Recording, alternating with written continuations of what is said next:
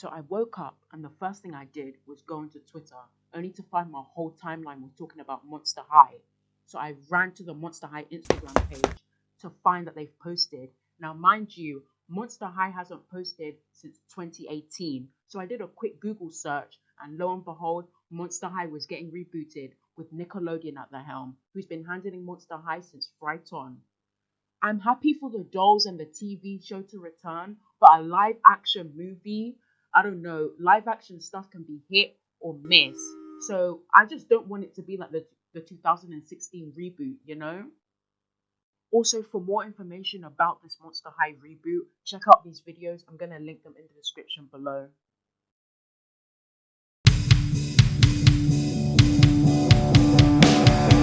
Monster High is known for having a diverse range of characters, and if white actors are going to be cast, they need to be covered in paint. It will be like reparations for all the black actors who were never allowed to be black in fantasy films.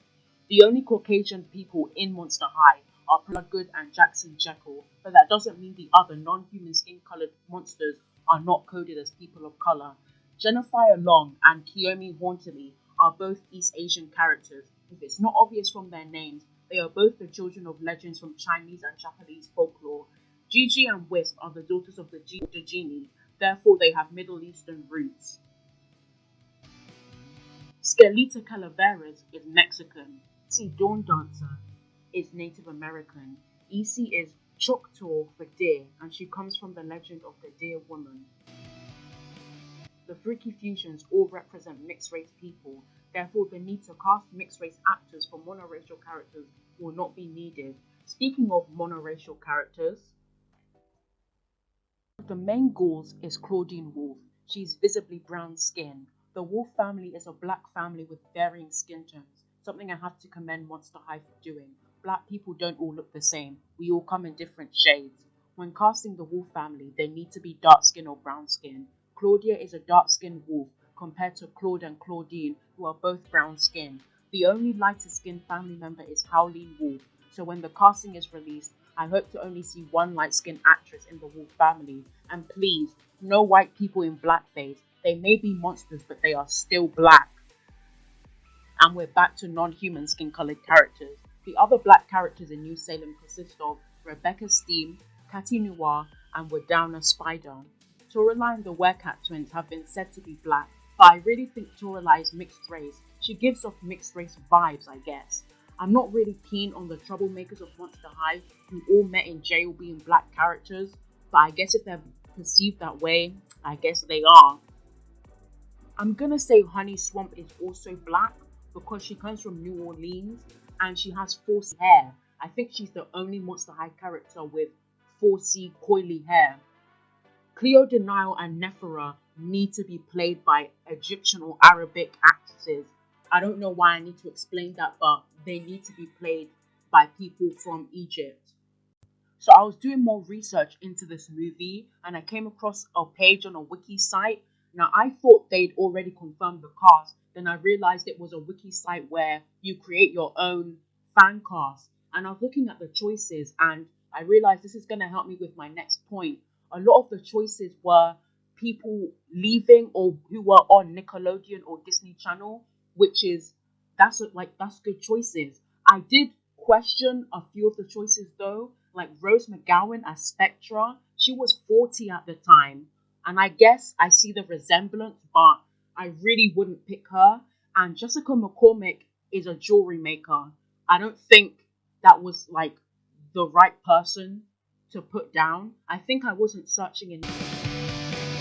It's actually confirmed that a lot of the ghouls and monsters that attend Monster High are part of the LGBT community. I think this would be a good thing to explore in the movie and new TV show, as this is supposed to be for a new generation of kids who will be used to representation of LGBT people on screen. And I also think there's no excuse for there not to be any LGBT rep. Shows as recent as Andy Mack that has a demographic of 6 to 14-year-olds, which is probably going to be the demographic of the movie and TV show, had an openly gay character. The character of Jonah has a boyfriend. I mean, I'm not sure if this is his boyfriend in the clip. I just searched up Andy Mack gay, and I think they were supposed to kiss in the scene, but it's Disney Channel. This is the most they're gonna do. But yeah, they have no excuse. If a show like Andy Mack on Disney Channel can have an openly gay character with a boyfriend, Monster High can have that too. Claudine Wolfe is a confirmed lesbian as she wasn't as boy crazy as her friends. Heath Burns can be seen as bisexual or queer. Kieran Valentine and Nathan Rott were both supposed to be gay, but they were told it wasn't the right time for them to be revealed. And Toralei Stripe can be seen as a lesbian, although not canon. She wasn't as boy crazy either. Monster High has a monster that represents everybody, and that includes people with visible and non-visible disabilities. Gulia is said to be a non-verbal autistic, and I hope they bring her back in this new reboot. She was removed from the 2016 reboot, which is a big shame because she was Cleo's best friend. I guess she was one of the scary things they had to remove. I also hope they execute her character really well and they cast an actual non-verbal autistic actress for her role. We don't need another music on our hands now. Finnegan Wake is a mermaid in a wheelchair. I feel like he's going to be included even though he's a newer character. I also hope to see more body types. I know they experimented with height later on, but I think it would be nicer to see new body types.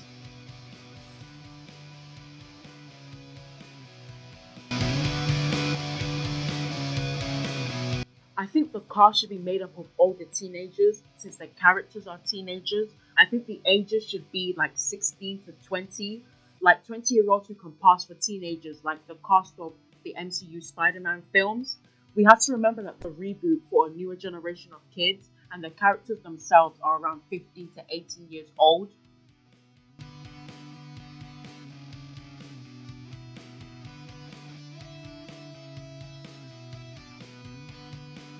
So this is going to be a musical film. This isn't a bad thing because Monster High is no stranger to musicals.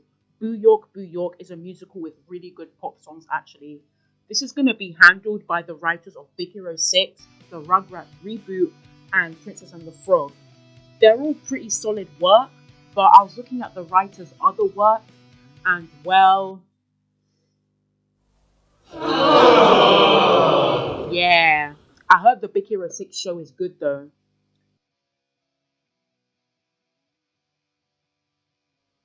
I have a feeling this is going to be an edgier version of Descendants, which is kind of ironic because Descendants is a carbon copy of Ever After High, which was created for people who didn't like the goth aesthetic of Monster High. So it would be like Monster High making a musical based off of Ever After High. I also think this is going to be like Zombies with the whole Romeo and Juliet thing with two rival species. I can totally see Claude and Draculaura having a song like this.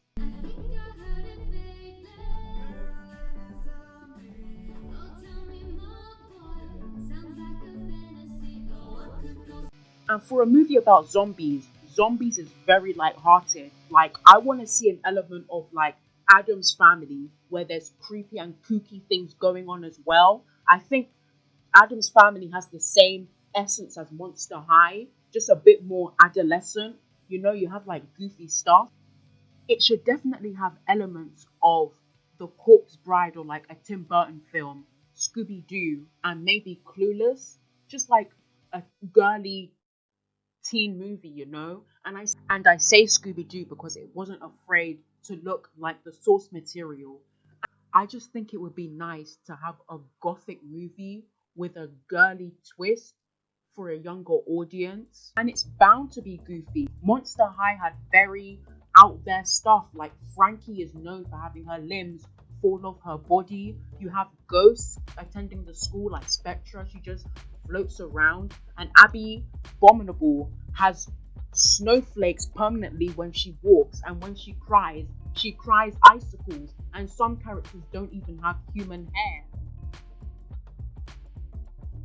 Now, I know this is going to premiere on Nickelodeon, but I'm not sure if this will go on Netflix. I know they have a deal with Netflix.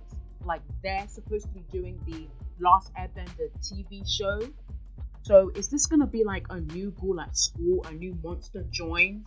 Or are they going to follow the books where it's told from different perspectives? Or is it going to be like an origin story like the reboot, or are they going to have like a human character so the audience can relate and we have to see them learn to integrate with the monsters like in Ghouls Rule, and they touch on social issues in the human world? I feel like it's going to be like a human discovers Monster High and it's later revealed they're a monster, like Holt Hyde and Jackson Jekyll. I feel like it's always, there has to be like a relatable human character. I really hope they keep up the theme of the prejudice between vampires and werewolves, because then we get to see how that affects Draculaura and Claude. They're the main couple of Monster High. They're an interracial couple, even though they're not human, they're still interracial. And I think that would be nice to have a lesson on racism and make the same goes for Laguna and Gil. They're both amphibians, but they're from different waters. And I think it's more on cultural differences and how they have to deal with their parents not wanting them to be together.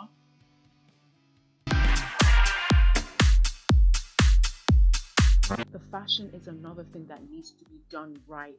Monster High had a distinctive style when it came to fashion. It was like a mix of popular and alternative styles, like if Bratz shot at Hot Topic. And just like Bratz, they have impacted the way we dress today.